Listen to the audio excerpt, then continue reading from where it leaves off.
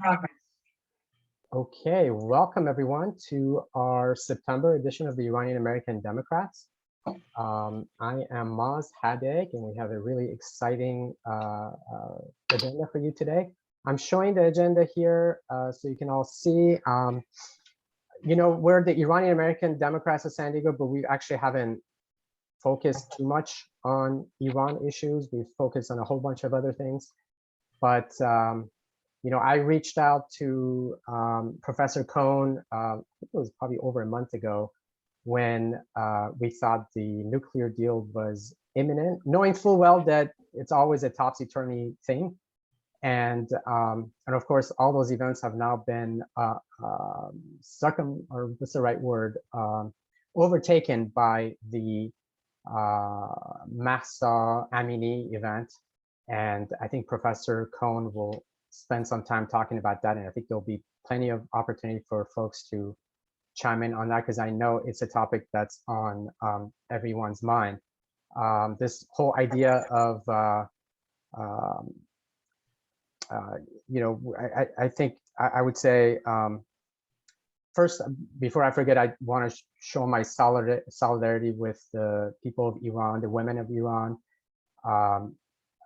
and the men of Iran, who are just completely risking their lives as we speak, as they try to fight for their rights, their very basic rights, and bodily autonomy. Basically, you know, it's a similar dynamic that we see. Maybe not exactly the same, but certainly there's some parallels with women fighting for healthcare, the right to make their own healthcare choices, and bodily autonomy in general. And the hijab is another form of bodily autonomy. And it's not to say that, you know, I, for one, want people to have the choice. And I think given the choice in Iran, and we've seen this throughout history, when some women choose to cover and some choose not to. Same thing happens in the US. And I, for one, am very supportive of that.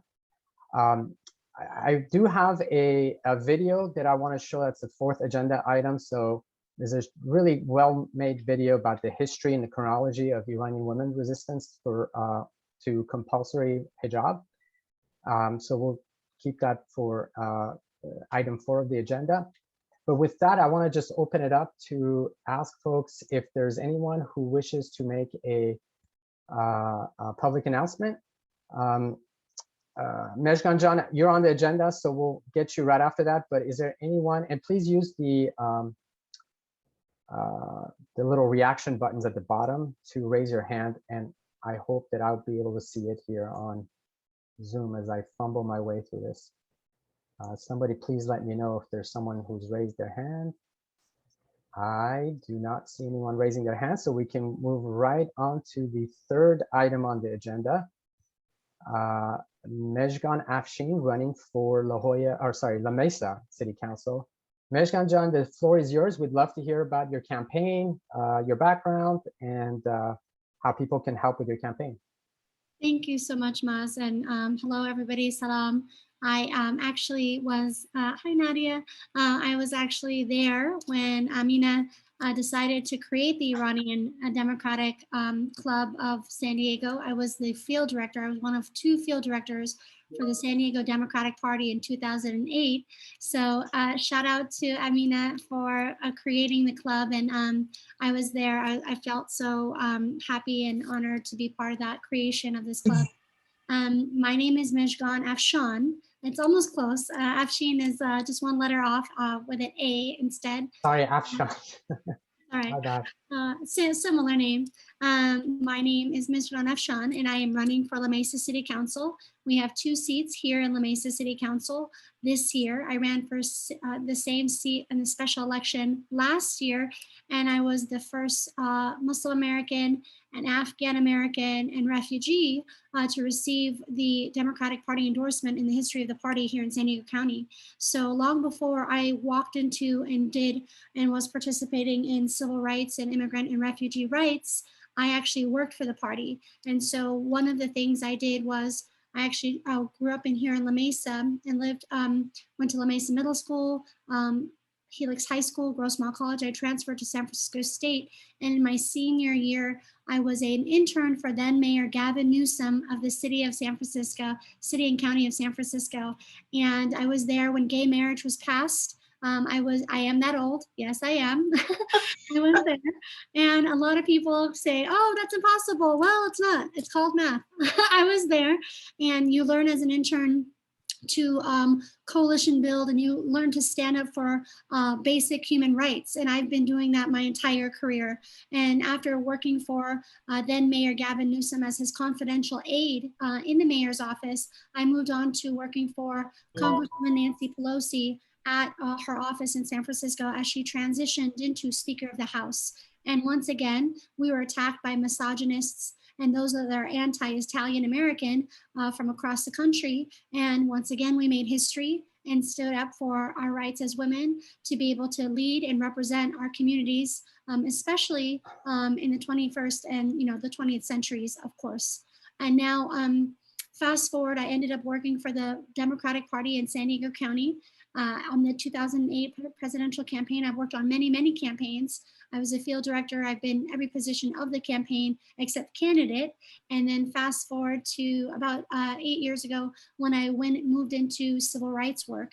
And in my civil rights work, I worked for the International Rescue Committee in the City Heights office, as well as the El Cajon office. I've worked with thousands of Afghan, Iranian, Kurdish, Arab, Somali, Burmese, Russian, you name it, Syrian refugees over the course of many years. And I ended up transitioning into, after the Trump administration won their presidency, I was actually out of a job because the IRC was actually, slashed in terms of their programming because, they implemented the Muslim and African bans. And so from there, I ended up working for the Council on American Islamic Relations as their lead on public policy and advocacy here in San Diego County. And we mobilized thousands of people to move and push back and mobilize against the Trump administration and all the horrible, tragic and terrible executive orders that were passed during his time until we repealed it just last year, and the Muslim and African bans were officially repealed and allowing people to come into the country from the countries that were on those lists that he had created. Fast forward, and about 3 years ago, I founded a pro bono civil rights nonprofit called Borderlands for Equity. It is the only pro bono civil rights nonprofit based in East County. And I work with my co-founder, who is actually half Iranian. Her name is Suzanne Irani, and she is a civil rights attorney of more than 15 years. And she and I both founded this organization. And we're an intersectional organization centering women and femmes that are marginalized in these conversations. And one of the very first events we had for our organization in January of 2020, you can Google this, is that we hosted an anti-war rally against the possible imminent danger and war threatened against Iran during that time. And so we stand, of course, with the women of Afghanistan and the women of Iran for bodily autonomy, as Maz was talking about, and equity in their nations and representation in where they live, wherever they may live. And our campaign here in La Mesa is actually based on an equitable policy platform, which we want to be able to push ahead with our other endorsed Democrat, Patricia Dillard. So there's 2 seats available this year, and those 2 seats are endorsed. There's 2 endorsed candidates that are both endorsed by the Democratic Party as well as the San Diego Labor Council. Last year in the special election, I received the highest amount of votes. And even though we were outspent 9-1, I came in second to the Republican candidate that won. Unfortunately, in La Mesa, we split the vote 5 or 6 ways between the Democrats, and that's why we lost in La Mesa. But this year, hopefully we can secure this win, and we are moving towards making sure we push the entire Democratic slate in La Mesa, because we have an entire slate running. Besides Patricia Dillard and myself, we have Matt Strabone running for city treasurer. We have 3 candidates for La Mesa Spring Valley School District. We have the mayor, Dr. Arapatasis, who is actually the mayor of La Mesa. He's been here for at least 3 terms. and we have folks running for the board, the water board. And so I wanted to make sure, oh, and we have one person running for the Grossmont Coimacca Community College District. So we would love your help in being able to get the word out and have support for our campaign. Our campaign is actually based, it's all grassroots volunteer campaign, and we have raised more than $12,000 so far. And our goal is $50,000 to make sure we can get everything we need for this campaign in terms of all the literature to cover the city, the Democrats and independents, as well as making sure we have signs and, canvassing for throughout the rest of this campaign, which there's only 43 days left. And so, yeah, we would love your support. If you have any specific questions, please feel free to ask me. I am a progressive Democrat. I have continued and been an active member of the Democratic Party for over 20 years. And I think it's very essential that we help push this blue wave all the way straight through East County. When I started working for the Democratic Party in 2008, people said it was impossible to create a blue wave for San Diego County to have Democratic representation. And now, incredibly 13 years later, we have overtaken the majority of the city and the county, but East County is still lacking in terms of Democratic Party representation. And we want to make sure, folks like Raul Campillo is from East County as well. He's from El Cajon. And it's very, very important for us to have a voice and have representation in these seats in El Cajon and La Mesa and, the rest of East County. But I really view La Mesa as the key to unlocking the possibilities of our Democratic Party in East County. And yeah, if you have any questions, I am absolutely open to answering anything you may have. I know a few folks from other meetings, but I'm always welcome any questions you may have. Thank you very much, Mejgan John. I think we have time for maybe one question. If anyone has a question for Mejgan, please raise your hand. And Mejgan John, please feel free to put your information in the chat so that people can throw some dollars or some volunteer for your campaign. Yeah, we have our big Canvas event happening on our big Canvas GOTV kickoff happening on October 8th, which is a Saturday morning at 9 a.m. We would love to have everybody join us. We're trying to have as many candidates here in La Mesa as possible join us on that day so we can cover as many precincts for our candidates here in La Mesa in a united front against the Carl DeMaio backed candidates that are against us. There are two people that are running against us. The woman that ran and won against me last year, who is Laura Lothian, and a good dear friend of Marjorie Taylor Greene, if you can believe it. She's visited La Mesa 3 times since the election last year in November, and Carl DeMaio has deemed, and the Republicans have deemed this a very critical race for their party to make sure to secure seats that they want to take back. And yeah, I'm of course open to sharing any other questions you guys may have, or does anybody have any questions?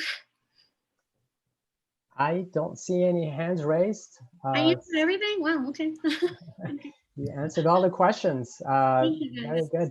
Thank you very much, Mejgan John. Please feel free to stick around.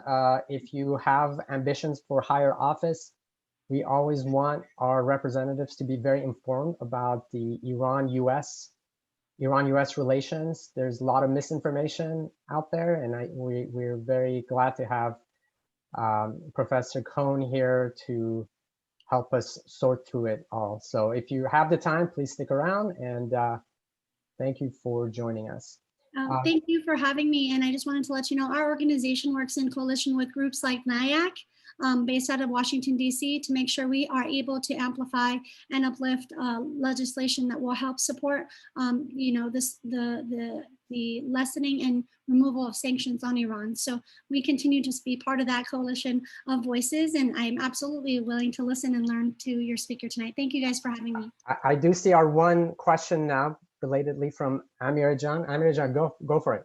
I don't have a question, but I just wanted to make a comment that during the time that Mejgan was in San Diego County, she was a great help to us to keep our club alive and going.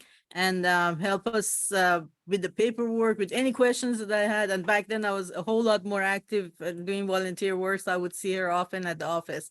So thank you for your support back then, and hopefully we can support you now. Of course. Thank you so much, Amina John. I appreciate you guys, and thank you all so much for having me. I'll put my information in the box for sure. Awesome. Thank you. you. All right, I'm going to share my screen real quick and ask you guys for a quick sound check. Where is that screen share? There it is. Screen number 1.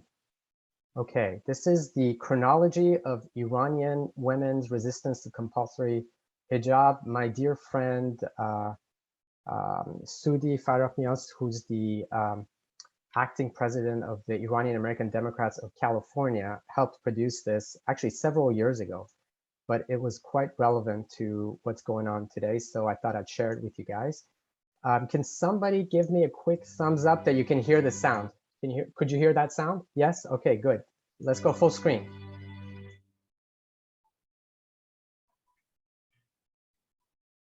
A 170 years of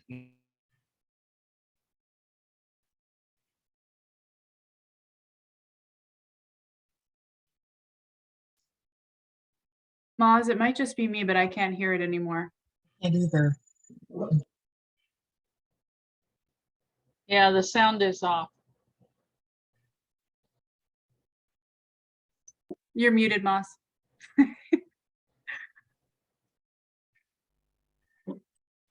Okay, there's that unmute button. Was it okay to begin with and then it got bad, or? Yes. Yeah. Okay, let me try one more time. 1 second. Let me try raising this little thing. Okay, bear with me here. Okay, here we go. I'm gonna try not to go full screen right away. So you guys give, Nadia, if you can give me a little.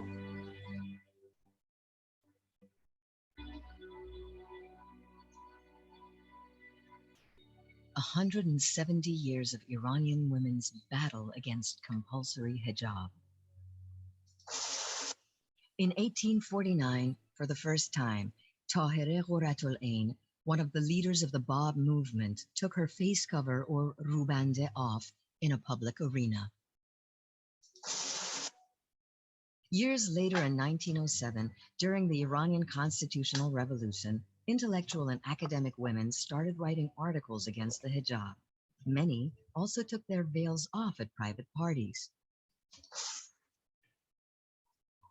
In 1908, a group of unveiled women were gathered to support the constitutional revolution. Their slogan was, "Long live the Constitution, long live freedom. We want freedom from religion. We want to live in our own way." Constitutionalists didn't support them and labeled them as prostitutes who want to redirect the constitutional movement with their unreligious actions. In 1919, hundreds of women took shelter in a mosque in Tehran and declared that they would remain there until they got permission to take off their veils. Unfortunately, they were forced to leave the mosque wearing their veils. 1920, Sadiqeh Dolatabadi, editor-in-chief of Women's Voice magazine, received death threats for criticizing compulsory hijab for women. 1922, Women's Letter magazine, along with Shahnaz Azad, its editor-in-chief, was banned for publishing an article that conveyed the idea that hijab and other superstitious and traditional beliefs hold women and men back from advancement.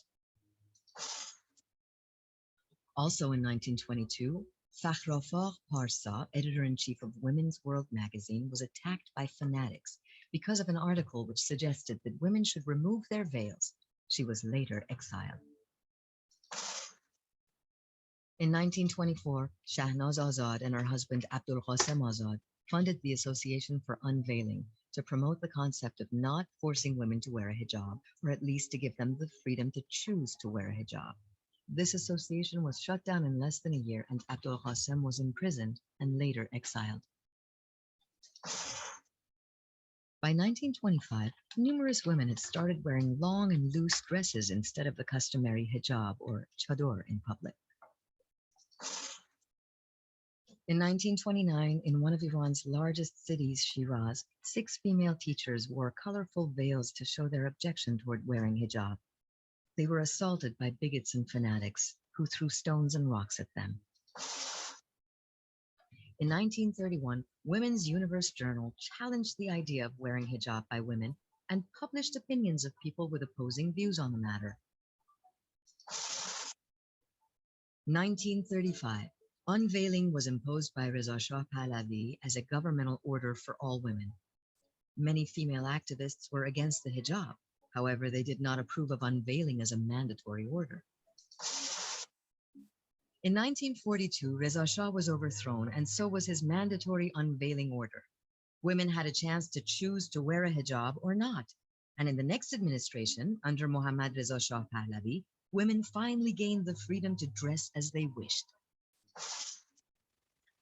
In 1979, after the Islamic Revolution, Ayatollah Khomeini ordered that women must wear hijab in governmental offices.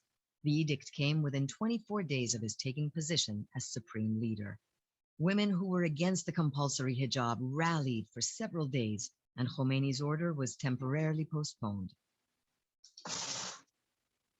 In 1981, Khomeini tried again, issuing another mandate that required women to observe hijab in governmental offices. Once again, women rallied, this time wearing black dresses in protest, calling it a day of mourning. Numerous women went to work dressed in black for days after. Many lost their jobs. September 5th, 1981, the moral police began the systematic surveillance and inspection of women's hijab in public areas. The Islamic Congress passed a law that women must wear hijab in working environments or they would be punished. On February 24th, 1994, Homa Darabi, a psychiatrist and member of the Iranian National Party, had a long lecture against compulsory hijab in Tehran. She took her veil off, burnt it, and set herself on fire as well. She passed away shortly after. Since 2015, many other campaigns have begun against compulsory hijab. 2016 saw the start of 2 campaigns, My Stealthy Freedom and White Wednesdays. Many women started posting photos and videos of themselves without a hijab in Iran on social media platforms to show their objection towards compulsory hijab. In December of 2017, Vida Movahed expressed her objection by standing on public benches and raised platforms while peacefully waving her veil on a stick. Dozens of other women have followed suit. These brave ladies were soon referred to as the Girls of the Revolution. Despite being harassed, arrested, and imprisoned, many Iranian women continue to fight for the freedom to dress how they choose, and they exhibit their objection to compulsory hijab by unveiling.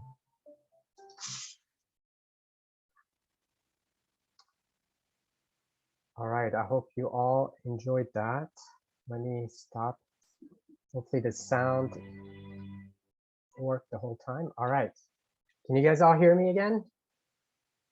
All right, let's move right along to our featured speaker here. Professor Cohn, I'm just gonna read your quick bio here. Sorry, this is all we could fit in a paragraph. I encourage you all to go look at Professor Cohn's complete bio. Very, very impressive. Marjorie Cohn is a professor emerita at Thomas Jefferson School of Law, where she taught from about from 1991 to 2016, a former criminal defense attorney and past president of the National Lawyers Guild. She lectures, writes, and provides commentary for local, regional, national, and international media, including serving as legal and political commentator on BBC, CNN, MSNBC, Fox News, NPR, and Pacifica Radio. A human rights observer in Iran on behalf of the International Association of Democratic Lawyers in 1978. She has participated in delegations in Cuba, China, and Yugoslavia. Professor Cohn, thank you for joining us, and the floor is yours. Thank you so much, Moz, for inviting me, and I really appreciate this opportunity. The Joint Comprehensive Plan of Action, or JCPOA, was the Obama administration's main foreign policy achievement. It resulted in drastic reductions in Iran's ability to enrich uranium, and in return, the United States and its allies lifted nuclear-related sanctions that were crippling Iran's economy. And it was agreed by all sides and the International Atomic Energy Agency, the UN nuclear watchdog, that Iran was complying with its obligations under this agreement and making things safer for everyone. Nevertheless, this JCPOA was concluded in 2015. In 2018, the Trump administration pulled the United States out of the JCPOA as part of its maximum pressure campaign against Iran. And under Trump, the United States designated the elite Iranian military unit, the Islamic Revolutionary Guard Corps, as a foreign terrorist organization. That led to extreme sanctions against individuals and agencies that were connected to that organization. That designation would make it politically much more difficult for the US to eventually rejoin the deal, because it would require lifting sanctions against a so-called terrorist organization. Now, even though all sides agreed that while the JCPOA was in effect, while the US was still part of it and it was functioning, that Iran was complying with all of its obligations, it still faced devastating new sanctions under the Trump administration. So even though it had been complying with the deal, it was still subject to these punishing sanctions. And since Trump abrogated the deal, Iran has gradually enriched uranium to higher levels than before Trump pulled the US out of the deal. But it has made no attempt to acquire nuclear weapons. The only country in that region that has nuclear weapons is Israel. Now, Biden continued Trump's sanctions and even imposed some new sanctions of his own, all the while saying that he wanted to have the United States rejoin the JCPOA. The parties to the JCPOA originally were the United States, China, Russia, France, the UK, Germany, and Iran. And the JCPOA was adopted unanimously by the Security Council, a vote of 15-0.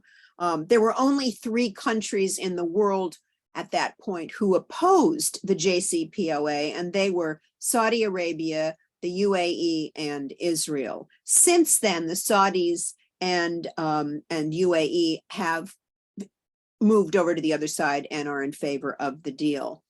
Now, Israel is publicly very much opposed to restarting the deal.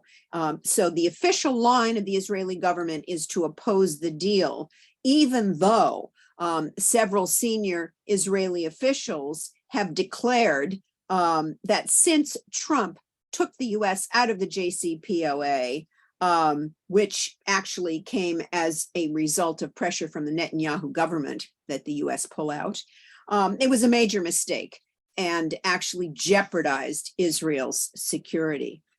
On July 7th, Iran informed the IAEA, which is the International Atomic Energy Agency of the UN, again, the UN nuclear watchdog, that it is using centrifuges with modified subheaders, and the declared purpose of their enrichment process at the underground facility at Fordow is to create uranium isotope enriched to 20%, which is far below the 90% enrichment levels necessary to create weapons grade uranium.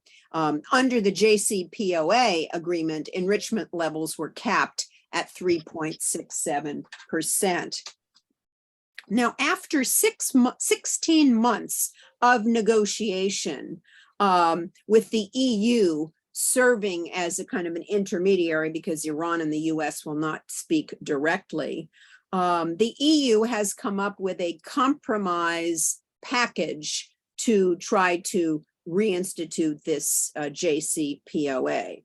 Iran has apparently accepted that the Islamic Revolutionary Guard Corps will not be removed from the US Foreign Terrorism Organization list, and has agreed to postpone that issue. And Iran also seems to have muted its demand that there would be guarantees that the US would not withdraw from the JCPOA in the future if it is reinstituted. And Biden says that he has no way of tying the hands of future governments. The remaining sticking point to concluding this deal is Iran's demand that the IAEA end its investigation of uranium particles that the agency found at 3 sites basically 3 years ago in 2019. Today, there was an announcement that talks between Iran and the IAEA have restarted. Rafael Grossi, who is the Director General of the IAEA, met with Mohammad Eslami, Iran's nuclear chief, in Vienna yesterday. And the central issue is a probe into traces of these man-made particles found years ago at several Iranian sites.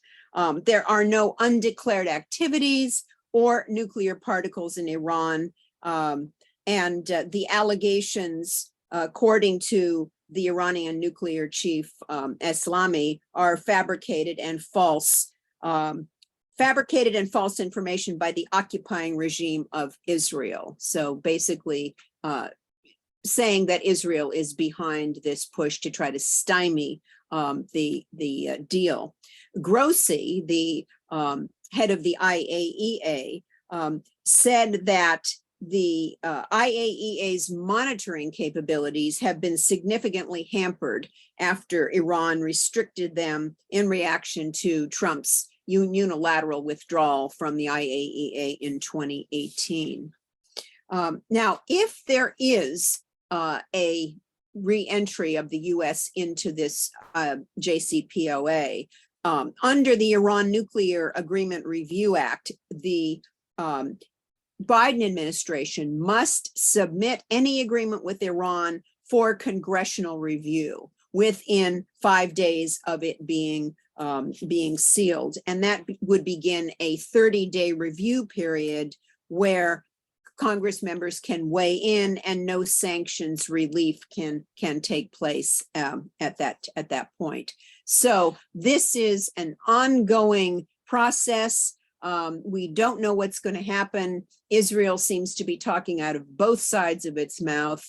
Of course, we know that when Israel says jump, the US president says how high, and that has been going on for years. The US gives Israel $3.8 billion every year in military assistance and is virtually uncritical of Israel's illegal occupation of Palestinian territories, illegal building of Jewish settlements on Palestinian land, which constitute war crimes under the Geneva Convention. During his recent visit to Israel, Biden assured Prime Minister Yair Lapid that the US is, quote, prepared to use all elements of its national power, unquote, including military force, to stop Iran from building a nuclear weapon. Now, I want to back up a little bit to 1978. Maz mentioned that I was a human rights observer in Iran, and this ties into what's happening now. I went with a French lawyer on behalf of the International Association of Democratic Lawyers. We were there for 10 days. We met with religious leaders, we met with nationalists, communists, poets, people, all kinds of people. And I came back and gave some media interviews and said there's going to be a revolution in Iran. This was a year before, exactly a year before the Islamic Revolution. Things were so bad, conditions were so bad. Now people said you're crazy because there were so many US corporations in Tehran. It was basically like a little US. The US was supporting the Shah, and then back up to 1953 when the CIA overthrew the democratically elected Mohammad Mossadegh for his crime of nationalizing British oil resources. And that led to a 25-year reign of terror by the Shah of Iran, where people were tortured, where no opposition was allowed.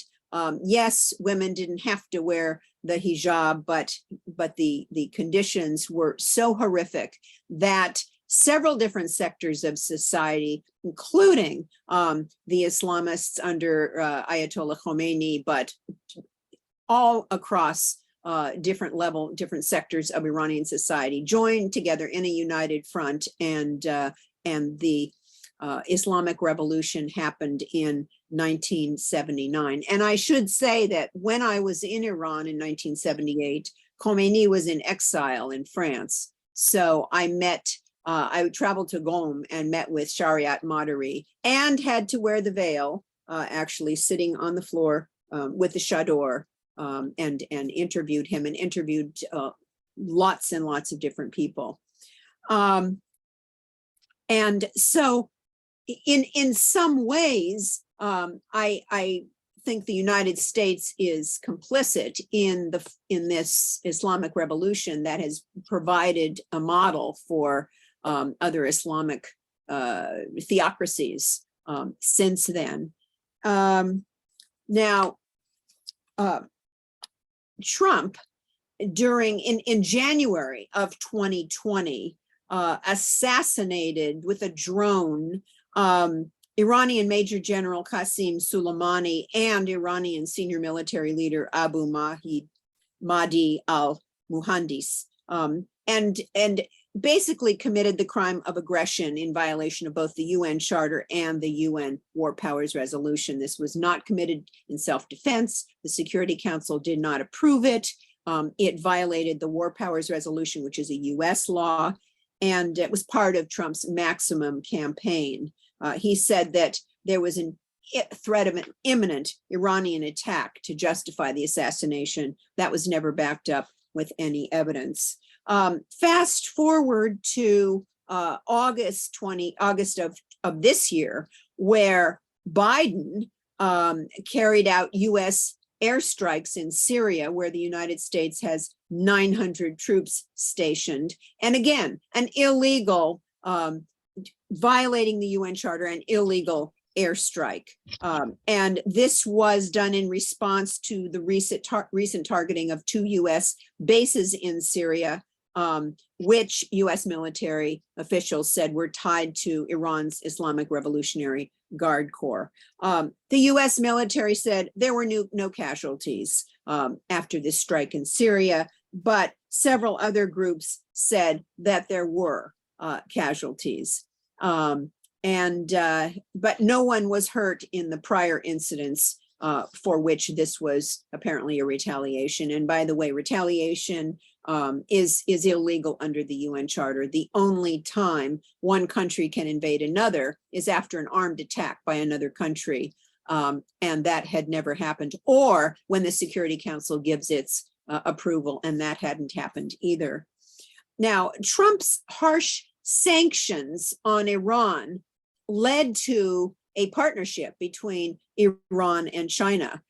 in July of 2020, China and Iran drafted a sweeping economic and security partnership, according to the New York Times, where China will get a regular, heavily discounted supply of Iranian oil for the next 25 years, as well as an expanded role in Iranian banking, ports, railways, telecommunications, and myriad other projects. And Iran and China will also increase their military cooperation.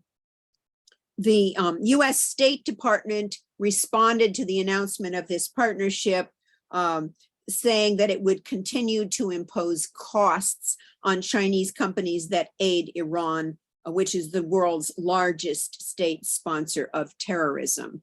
This is a refrain that we've heard from US president to US president, the world's largest state sponsor of terrorism. This characterization refers to Iran's support for Hezbollah and Hamas. Both of these organizations emerged in resistance to US supported Israeli violence and aggression, which vastly exceeds anything attributed to those groups. Now, under this Iran-China partnership, China could obtain access to Iran's ports near the Strait of Hormuz on the Persian Gulf, the world's most important oil checkpoint because of the large volumes of oil that flow through the strait. Earlier this month, the UN Special Rapporteur, Elena Duhan, called for the immediate withdrawal of all sanctions against Iran. These are called unilateral coercive measures, and they violate the UN Charter. It's another word for sanctions because they are unilaterally applied by one country without the support or the agreement of the Security Council. The UN Special Rapporteur said that these sanctions harm ordinary Iranians' rights to employment, health, and food. And she mentioned the work that Iran is doing for the millions of refugees in the country from Afghanistan and elsewhere. Iran provides refugees, many of whom don't have documents, with free access to primary health care and schooling, and the sanctions could render those projects untenable. She talked about the impact of sanctions on patient care. Iran produces almost 95% of all the medicines it needs, but there have been shortages as a result of the sanctions. Iran has been unable to access all of the raw materials that it requires. By the way, Iran's former foreign minister, Javad Zarif, called the sanctions against Iran economic terrorism. Now, in terms of Mahsa Amini and the horrific murder, really, by the Iranian government and the protests, not just in Iran, but around the world, including right here in San Diego, I want to talk about a little different aspect of that, and that is the US double standard. On the 23rd of September, the US government said that it would relax sanctions on internet services in Iran in order to, quote, support the free flow of information, unquote. Now, of course, if the US genuinely supported online freedoms in Iran, it would not have imposed the sanctions that it did and increased pressure on Iran. And the EU is considering further sanctions against Iran in retaliation against the crackdown on protesters. Senators have also called for the withdrawal of US from nuclear negotiations on the JCPOA, although Biden has rejected those calls. But in terms of the double standard, you did not see the United States imposing any sanctions on Saudi Arabia after the assassination of Jamal Khashoggi, and you don't see the Biden administration imposing any sanctions on Israel for the assassination of Shireen Abu Akleh, who was a Palestinian-American journalist, a beloved Palestinian-American journalist who was targeted by an Israeli sniper and killed. No sanctions. In fact, no criticism. We're waiting to get more information, even though this has been going on now for weeks and weeks and weeks. While I think that it's horrific what happened to Masa, and I think that the protests are really critical and have called attention, not just in Iran, but around the world, to many, many problems with not just the hijab, but other issues where there is suppression of women. I think we need to focus on the role of the United States, its double standard, its hypocrisy, the role that the US has played back to 1953 forward. And although I am no apologist for the Islamic government in Iran, I think that the US government has been complicit every step of the way in the repression and the oppression that the Iranian people are suffering. So I'll stop there. Thank you very much, Professor Cohn. That was very, very well delivered. And I hope that that was educational for a lot of us here. I'll open it up to questions. I know Professor Cohn's perspective is one that is not often heard much in the media. And I really love what you say about the selective outrage about things that happen around the world. But with that, I will open it up to questions. Please use the reactions button in the bottom. I think there's enough of us that we don't want to talk over each other. And please try to keep your questions short. Try to keep them to a minute. Try to be respectful. I will go through and call on you in the order that I see your hands raised. I see Maury has raised his hand. Maury, the floor is yours. Thank you. Thank you, Professor Cohn, for this enlightening talk.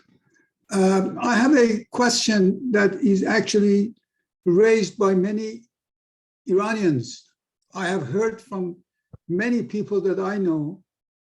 They believe that the current situation is to the benefit of the US as far as the regime of Iran being made I don't know the expression, but the Saudis and the Arab countries around the Persian Gulf, they spend a lot of money buying the US weapons to fight against Iran because they consider Iran to be their enemy.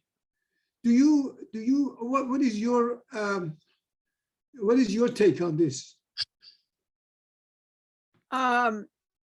Yes, as I said, Israel considers Iran to be its enemy and considers Iran to be an existential threat to Israel, even though Iran has not attacked another country in decades.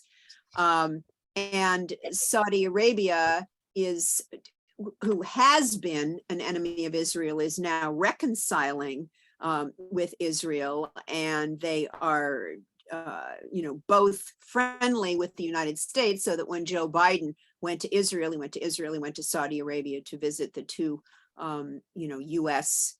Friends. But the outrage at what the Saudis do, not just the assassination of Khashoggi, but the way the Saudis treat women, which is certainly no better than the Iranian government treats women, is not a stumbling block at all to the US selling weapons to Saudi Arabia, just like the US provides Israel with $3.8 billion a year in military assistance.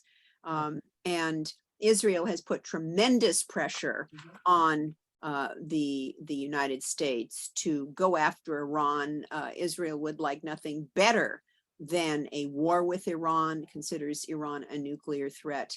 And yet, and I'm not sure this is answering your question, but just segueing to the JCPOA, where the stumbling block is the extent of inspections by the IAEA, particularly in the last 3 years.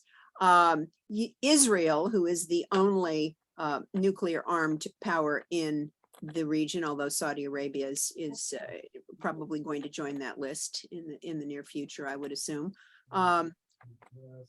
has never been asked to submit to inspections. The United States, which has, along with Russia, the largest number of nuclear weapons in the world, has never been asked to submit to a nuclear inspection. And yet Iran, which does not have a nuclear weapons program, is being pressured tremendously by the US, pushed by Israel, and now aided and abetted by Saudi Arabia.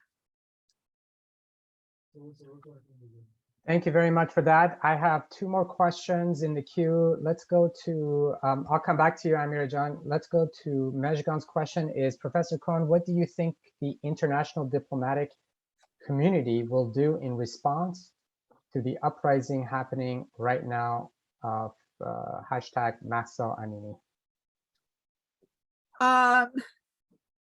Well, I think that what's happening already is the United States and the European Union talking about sanctions against against Iran, against the Iranian government. And as the Iranian government cracks down on the internet access, mobile internet access of the people, you see the US government lifting sanctions so that they can actually reestablish internet connection. I think it's Elon Musk talking about also providing some internet access.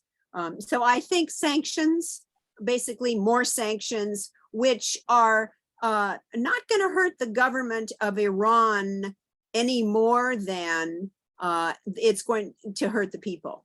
And also, I think that although the killing of Mahsa was horrific, the extent of the protests is also due to the economic strangulation of the people that is largely due to the sanctions by the US and its allies. And I think that that has made, that has really exacerbated the protests. They're protesting not just against the mandatory hijab, but also against the economic strangulation. And again, I lay that at the feet of the United States and its allies. Thank you, Professor. We're going to go to Amira and Marcia and then to Ali. Amira, you're next. Actually, Rosita has a question. She can't raise her hand, so I'm raising it for her. Okay. Rosita Bakeri. Rosita June.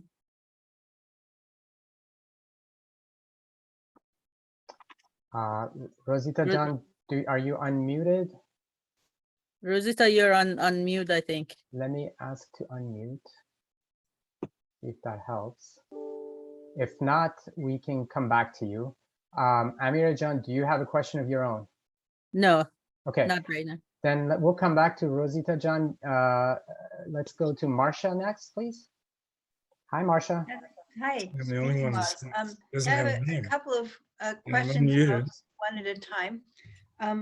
The first one was, I can't remember how many years ago it was, but Israel also assassinated an Iranian scientist, a nuclear scientist.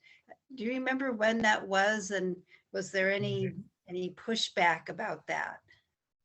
I think that was about a year before the US assassinated Soleimani, and very little pushback. Very little pushback. But yes, there has been a pattern of Israel assassinating Iranians and bombing Iranian sites, and with almost no pushback at all, and with impunity. It's, you know, chief partner, chief enabler, the United States, continuing to fund its war crimes and illegal behavior. But yes, you're right. I didn't mention that, but I think that was about a year before the assassination of Soleimani, I think. Thank you for that. I believe there were multiple scientist assassinations. There were, not yes. just one. Right. Let me move to Ali. John, you're next. Thank you very much for the very nice talk, and it's really interesting to hear your point of view, which is totally in contrast with what we hear on the media and all those things. But my question is basically about the new government, of Iran, and as you know, the moderates, or if you want to call it such a thing, moderates in Iran are so totally sidelined, and they don't exist in the government anymore. And we know that the main decision maker there is Khamenei. So governments come and go, but Khamenei is and the Revolutionary Guard basically anchored in. And in my, I'm not conspiracy theorist, but I have seen through years that this sanction really helps Khamenei and the Revolutionary Guards, and I don't see any reason for them to end this nuclear dilemma stuff, and they want to continue with you know, and go along with it, and because they benefit out of this this situation. And every time they get close to China and Russia and everything, or any time in the past 40 years, anytime they want to make a really embarrassing deal with one way or another, they bring the hijab up, and then you know, get people busy with the hijab and, you know, fighting in the streets and stuff. And then right now they're dealing with the Shanghai Agreement. If I don't know, I'm sure you know about it, the Shanghai Agreement, and with Russia and China is getting together with Iran and doing various deals and stuff. So I'm not really optimistic about getting the sanctions lifted and the talks getting into a resolution, you know, proper resolution. I think this dilemma is going to go on for a pretty long time, because again, another person that I guess indicated that U.S. is really benefiting out of this dilemma as well, because as long as the area is unsafe, U.S. can sell arms to Israel and all the you know, Emirates, Arab Emirates, and the Saudis and so forth. So I don't see any motivation for them to really end this in a good note. So they probably just keep going like that. Well, the U.S. is going to sell weapons to them whether Iran is a danger or not. That's just the excuse. The U.S. has been bankrolling Israel for years, including under Obama and Democrats as well as Republicans. In terms of the sanctions, the sanctions make the people angrier, and when they're in the streets about the killing of Massa, that exacerbates their gripes. And the Revolutionary Guard has been targeted with sanctions, with additional sanctions by the Trump administration. So they are personally suffering from the sanctions. And in terms of benefiting from the protests against the hijab, I don't see that.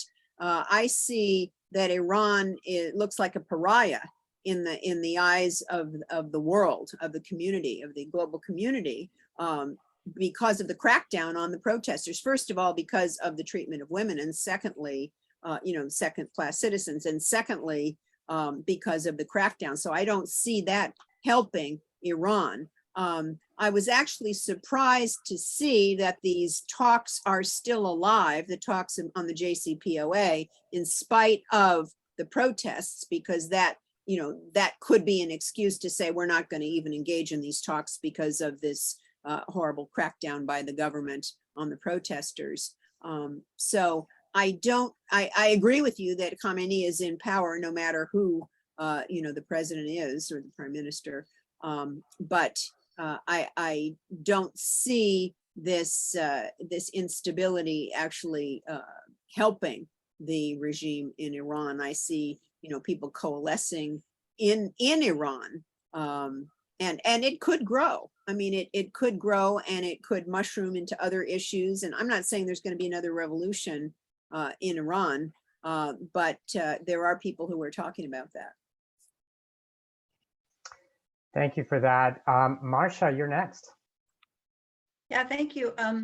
I wanted to ask about Iran's relationship with China, because there are worries in some sectors that U.S. is sort of saber rattling with China. Is Iran's relationship with China making this more of a possibility? And as an addendum to that, Howard Zinn just, we just celebrated his 100th birthday. And one of the things he said was, in World War I, 15% of the civilian population was killed, along with 85% of the armed forces. Now it's the opposite. Now 85% of casualties are civilian. So I'd love you to comment on that. Yeah, I think that the issue of Taiwan is much more of a hot button issue between the U.S. and China than Iran is. Although the United States is certainly not happy at all about this deal that Iran made with China. But when you have Nancy Pelosi going to Taiwan and other Congress members, why on earth? It's like taking a stick and beating a hornet's nest. And this is, regardless of how we feel about it, this is non-negotiable for China. It has been for years. In 1977, a few months before I went to Iran, I went to China on the first delegation of US lawyers since the revolution, was with the National Lawyers Guild. And the main thing that the Chinese were talking about was Taiwan. That Taiwan is part of China, and this is it's in their very DNA. And so to have this kind of aggravation, I guess you would say, of the issue by the Biden administration and the Pelosi and other Congress members is sheer lunacy, in my opinion.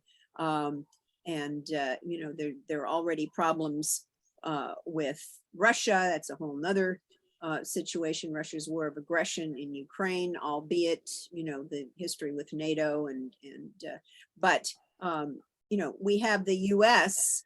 Rattling the sabers against China. We have Russia rattling the sabers against NATO and the U.S. and threatening nuclear war or using nuclear weapons, and it's a very, very dangerous time. But I don't see the U.S. government doing anything constructive to tamp down these conflicts. I think that the U.S. and the U.K. have actually stymied negotiations to end the war in Ukraine. They've stood in the way, and I'm not letting Putin off the hook at all. He's committing war crimes. There's no doubt about that. But I don't know that that China's deal with Iran is, yes, it's not something that the U.S. is happy about, but I do think that the issue of Taiwan is what's really aggravated China most recently.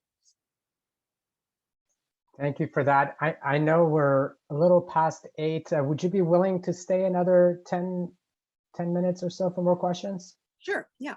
Oh, okay, awesome. I do have a question or two of my own, so I'm trying to go last. Amira John, you're next. This is actually from Rosita. She's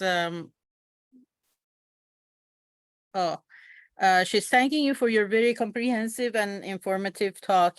And the question is, the lifting of the sanctions in the past resulted in the regime taking the funds available to them and use it for their internet rather than for their people. Is this a good approach to address the fundamental issue? I'm not sure I understand the question. They've taken the funds to use for the internet? That's what she's saying, yes. She doesn't seem to have she's on mute, so she's texting me and I'm reading the question. I'm not sure about that. I don't really have information about using the funds for the internet. Sorry. Okay, thank you. I think maybe she meant interference or Interest. She said interest. or for their own interest. Oh, For their own interest. yeah. You know, we're talking about billions of dollars in sanctions and sanctions that have trickled down to hurt the people, to hurt their economy, and to hurt refugees, and to hurt their healthcare system, and to hurt everything. So yes, I'm sure that you know, some of these sanctions, if they were lifted, would help the government, but I think that it would also help the people as well. I think it would probably do both. If I may just make a small comment there. This is according to NIAC. After years of this is right after the nuclear deal was signed in 2015. After years of recession, the economy experienced a single year of GDP growth at 8.8% and an inflation rate drop to the single digits for the first time in years. So this is a country, I think those of you who've lived or follow Iran closely, you know that inflation has been through the roof pretty much since the last 40 years. And so this idea that the lifting of sanctions after 2015 did not help the people, I think is false based on the data. They had very robust growth, as well as growth. And I don't have it here, but I believe unemployment also went down during that time. It was very short-lived, so it obviously only lasted 3 years. I think they only complied for 3 years. So there's that. But that being said, it's possible that the government also benefited from those monies, but to the degree that it helps people, I think that's I think it's irrefutable. Any other questions? Because I do have one or two of my own. Anyone? Okay, so I'll just go next. I don't see any hands raised. Professor Cohn, I think you answered one of my questions, which was, are you predicting a revolution now? And you answered that question. No, and I largely agree with you because there's no obvious leader behind this. Whereas I suppose you could say that there are manufactured leaders outside of the country. And when I'm just curious to know your thoughts about, you know, in 1979, when you did predict that a revolution was about to come, the leader of that time was also someone who was in exile, Ayatollah Khomeini. I'm just curious to know why you're not predicting one this time, even though I largely agree with you. Well, I'm not saying I'm not predicting it, but you know, the government is entrenched. And of course, people thought the Shah was entrenched as well. And whereas Khomeini was the titular leader, it was a broad-based movement. It was a united front. I mean, you had not just the Islamists, but the nationalists, the communists, the artists, the poets, the working class. I mean, it was a united front of many different groups and students, you know, students in the streets. Now, again, I'm not on the ground there. I'm not an expert here. So I don't know. And, you know, one thing that certainly would help if they did have internet access in terms of organizing is the use of the internet, because it's a way to you know, organize opposition. I just don't know how prevalent that is and you know, how organized they are. So I don't know. You know, I know that there are people who are predicting revolution. I just am not enough of an expert to know. But in my feeling in 1978, a year before the 1979 revolution, was that things were so bad. There was so much poverty. There was so much suffering. There was, you know, there was torture. We met with political prisoners, with former prisoners who took their life in their hands to meet with us, who showed us the scars of the torture in the Shah's prisons in Avon prison and all of these prisons. They told us about a torture technique where they would put a helmet on the head of the person to be tortured. They would torture the person, and then the person would scream, and the person's screams would be magnified in their head by this helmet. And they said to us, this was in 1978, and they said to us, do you know who developed that torture technique? We said, no, Israel. Israel developed it. It was horrific, absolutely horrific. And the people were united across all aspects of Iranian society in opposition to the Shah's reign of terror, really. And by the way, I want to say something that people might find interesting.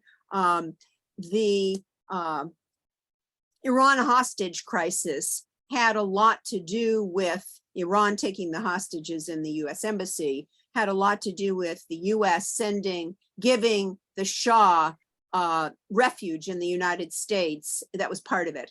And, you know, treating him for cancer, and they wanted him returned. And of course he wasn't returned.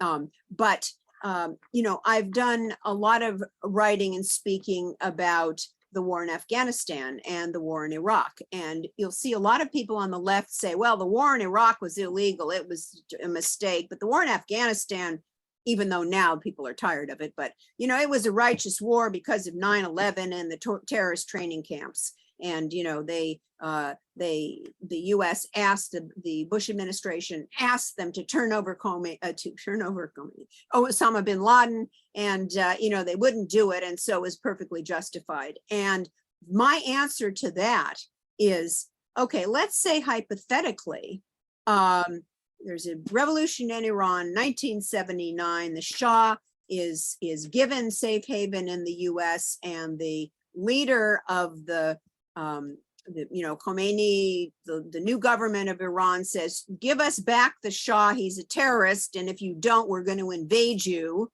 going to attack you militarily. And the US says, we're not going to give him back. And they do. Would anybody say that that was a lawful invasion? Of course not. Of course not. And yet that's exactly what happened with the US in Afghanistan. And, you know, this is part of the continual double standard and hypocrisy that the US government displays as it conducts its foreign policy. This is just one more example of that. Thank you for that. Okay, we're going to try to wrap things up after Maury's question. I will let him go with the last question. Thank you, Woz, and thank you, Professor Cohn, for your ideas of the problems with US policies. I'm in total agreement with you, and I think a lot of Iranians are in total agreement with you. I was in Iran at the time of the Islamic Revolution. I was opposed to the Shah, and I'm 10 times more opposed to this regime in Iran. The sanctions, if they helped to overthrow the Saddam Hussein, they did not. They hurt the people of Iraq. So sanctions generally hurt the people, because the people in power, they find a way to go around the sanctions. And these Ayatollahs, they have been very successful in going around, and the sanctions have not hurt them. They've not hurt the Revolutionary Guards, but they have hurt the people of Iran. Unfortunately, I don't see an organized revolution happening in Iran. There is no organization, there is no leadership. At the time of the revolution in '79, there was organization, there was leadership. Unfortunately, the revolution was stolen from the people by these Islamic people, by these Ayatollahs. People revolted against the Shah. They wanted freedom, and they wanted independence, and they wanted a lot of good things. Iran had a revolution more than 110 years ago. So they were actually trying to have the fruits of that revolution that never happened. But of course, they got something worse. Sorry, I stop right here. Thank you, Maury. every time I say it's the last question, somebody raises their hand. So, Professor Cohn, I hope you don't mind letting Amira ask one more question. Okay. This also is from Rosita. She's asking, what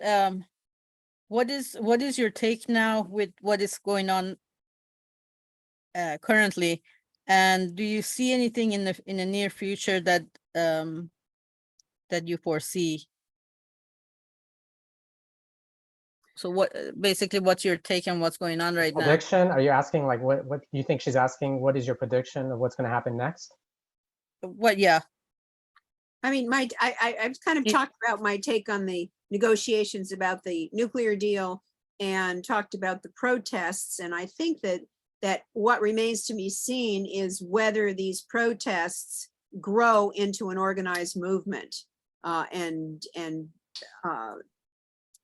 I don't know. The last Maury is pessimistic about whether there will be a revolution, and you know, I'm not in any better position to than he is to predict. He says that there's not organization. This was kind of spontaneous, so that would mitigate against any kind of revolution. But I think that it's possible that there could be international pressure. And I agree. I mean, unilateral coercive sanctions, unilateral coercive measures, sanctions generally hurt the people. And in addition to being illegal, and are used as a weapon. I mean, they are economic terrorism. The US has used sanctions against Cuba, against Venezuela, and in Cuba in 1960, when there was a State Department memo imposing a partial embargo, they said, this is a secret memo that became public, we want to make life so miserable for the Cuban people that they will rise up and overthrow Fidel Castro. Now that never happened. They did, that became a full embargo, and then it became a blockade, and it's still really hurting the people there. And yet they have not risen up in revolt against the government. So, you know, I'm not advocating sanctions. Now there is one example where sanctions, worldwide sanctions and boycott led to real positive change, and that was in South Africa with the boycott and the end of apartheid. But other than that, I think sanctions hurt the people. I don't know. I mean, there is a concept in international law called the Mobilization of Shame, and I know that sounds kind of loosey-goosey, you know. But there are governments that have changed their policies after being shamed in the world community for violating international law. And I think that there's tremendous opposition around the world to not only the hijab policies, but the crackdown on the protesters, the violence, the arrests, the killing. And people know what's happening, and there's tremendous outrage. So, I really don't have a prediction at this point.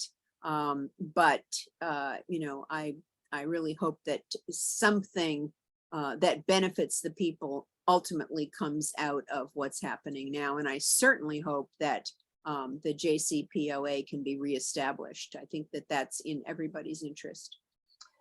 Thank you very much, Professor Cohn. You've been extremely generous with your time, and we really thank you for your knowledge, insights, and the effort you've put into really educating us about all this stuff. And I know you write articles about all kinds of important topics, not just this one. I encourage everyone to look at your writing on Truth Out. I think that's probably the best place to look for your work.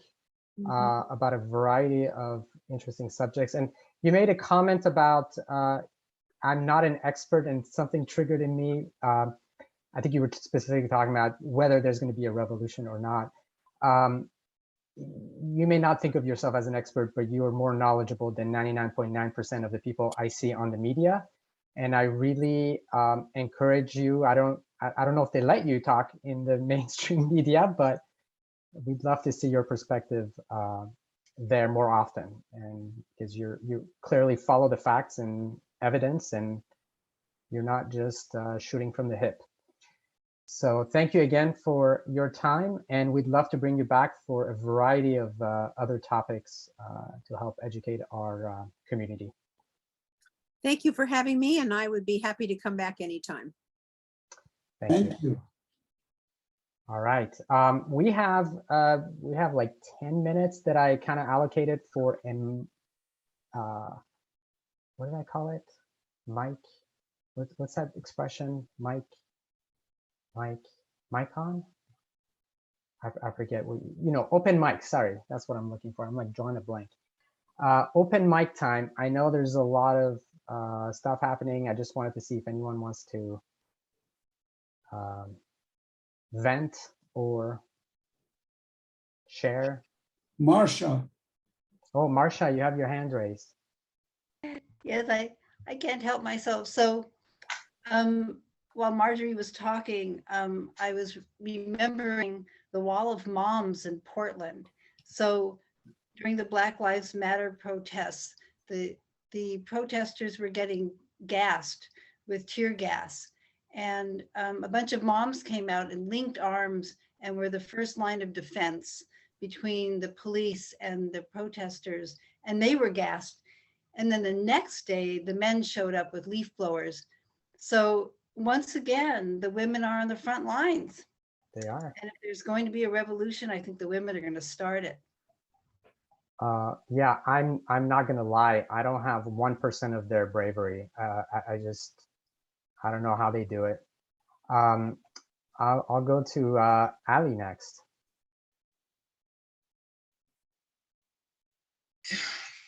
I don't know if we should talk about something that is totally out of our control. And what we can do here, basically, I think, in my opinion, is just be their voice and make sure that with the lack of internet and the social media the access, I think we should broadcast their voice and make sure people know about them. So that's one thing. Another thing is that I think this organization should take a stand, in my opinion, about what's going on in Iran. And I know we are involved with the American politics, but we all have relatives and we still have roots in Iran. And what's happening there, is heart-wrenching. And besides, we have a lot of Iranians here in the community that if they don't see any action from us, from this organization, they think we are basically isolated and not caring, which is not true. I know that, but what we can do, either through this organization alone, and at least pull some strings towards from I don't know, our elected officials, get their reaction, get them to condemn this situation and express their solidarity to the movement, either through this organization or California at large, or whatever. I think I don't think we should be quiet about this. Great point, great comment, and I have a lot to say about that, Ali, if you don't mind. I'm gonna, as some of you know, I have a lot of opinions. So one of the things that has been occupying me is actually what you've done, what you've said in the context. I've been very active in the Iranian American Democrats of California. And there we recently issued a statement, and we sent it to all the candidates that we had endorsed, some of whom we had only recently endorsed, some going back to March. So, and what we basically said is, please speak up on this issue. But we didn't want it to just be about, oh, show your solidarity and be done with it. I personally am a big believer in tangible actions. We don't want the US to go prescribe what the Iranian government should do. That's stupid, right? Because you're just playing right into the hand of the Iranian government. But what you do want to do is to pressure your own government, the US government, to do the right thing. And one of the right things that they could do, and they did do to the credit of the US government, is lift the sanctions on technology to allow their voices to be heard. So yes, we do need to, in my opinion, amplify their voice. And I would say to a large degree, we have. We actually, I don't know if you guys got the NIAC petition. I signed that, and within a few days, the sanction was lifted. My hope and dream is that that sanction gets lifted permanently and not selectively. The other thing we did, and I helped to spearhead, and this was before the Mahsa Amini incident, you know, we have representatives who we think are progressive, but a lot of times they're very susceptible to pressure from the regime change and the anti-diplomacy camp. And I'm specifically talking about Mike Levin, Representative Mike Levin, a candidate that we endorsed at IADC. I found that he had signed on to a letter along with Josh Gottheimer. So for those of you who don't know, Josh Gottheimer is a representative from New Jersey, does a lot of terrible things, not just in this arena, but in a lot of other arenas. Pretty much a Republican, but just has a D next to his name. And they basically started, as soon as the nuclear deal was about to be signed, they started poking holes and pushing out all these falsehoods about it. So I helped write a letter that we signed on together as IADC, and I'm happy to share that with you guys. And that goes point by point and debunks a lot of the points he makes. Now, we have to increase, to your point, we have to speak up. And I think we have to speak up at a policy level, be more visible at a policy level. And I think some of them might be willing to hear us out, because as Iranian organizations, they may actually think that we know something about the subject. So I just wanted you to know some things are happening. They're not necessarily under the IADSD banner, but I can tell you if that didn't go through under the IADC banner, which is quite frankly a little more organized than we have been, because they have a better president than IADSD. By the way, anyone want to run for president? Please raise your hand. So we managed to get that through and try to have a greater voice that way. I mean, I think perhaps IADSD should send a similar risk, but we don't have an endorsement process, so we couldn't use the endorsement as leverage to get their attention. So I just want you to know some things are happening, and I know people have different ideas about what's useful. I'm personally very like policy minded, and Marcia knows. I mean, she worked with me on Medicare for All, and so that's my thought on it. Sorry, that was a long answer. Marcia, you had something, or are you just permanently leaving your hand up? No, I that was an accident, but I left something in the chat for you. Oh, okay. If I can be helpful regarding pressuring politicians, I hope you'll let me know. Yeah, and honestly, like this stuff is hard. It's a lot of work. I mean, writing that letter took days and days and edits and getting feedback. The letter from the letter that he signed on to it on September 1st. And by the time we got our letter, it was like September 22nd. So in a perfect world, we should all be ready to like go after these guys and make our views heard more quickly.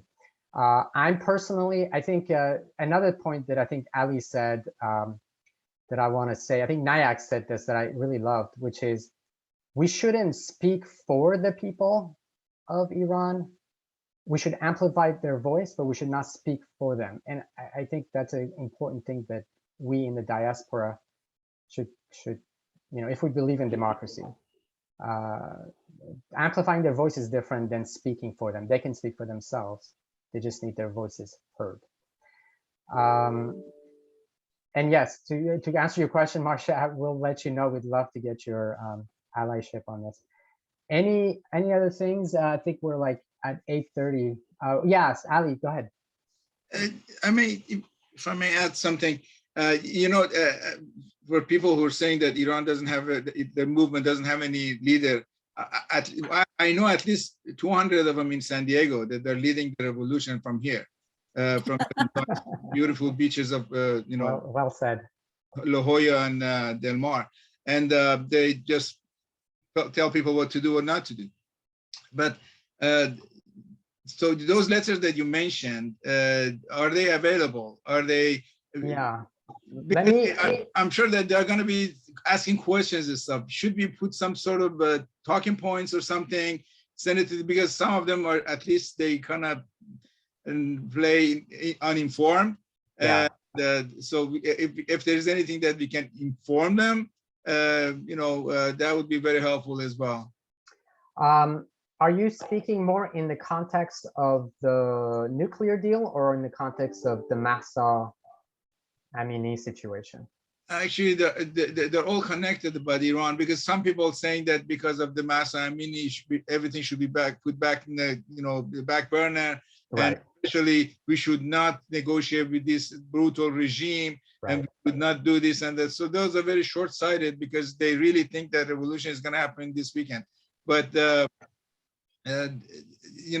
permanently, we should really have our hands full with a lot of information, because they, as you mentioned, people, at least the politicians, some of them, they probably look up to us for more information, and not necessarily the what is out there for them. Right. So those letters, are you going to send it to us, or are we going to have access? I just put the link in the chat for the letter that we sent to Mike Levin. It's very specific to Mike Levin. But the talking points, there were like 50 representatives who signed on to it. So I would actually encourage everyone, if nothing else, to educate yourself first. Maybe read that document. There's a whole bunch of links, resources to help you kind of make those arguments. And then maybe the next time something happens, we should get together and I'm happy to spearhead that.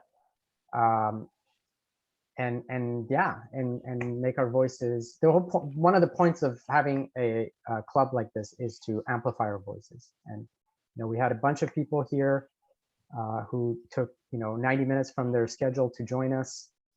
I think we should use that for the greater good. Sure. I don't want to keep everybody here much longer.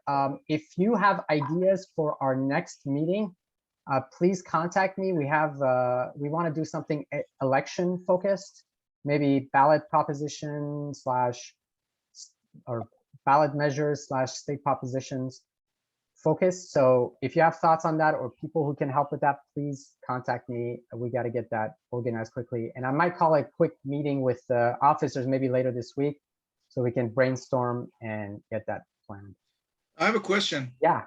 The next meeting would be in October, right? Yes. And would be very close to election. So are you guys going to publish endorsement recommendations and stuff? Because a lot of people are going to vote by mail way before that. So at least you can educate them. Yeah, let me, this PC is bugging me with this recording because I'm about to run out of space. I'm going to stop the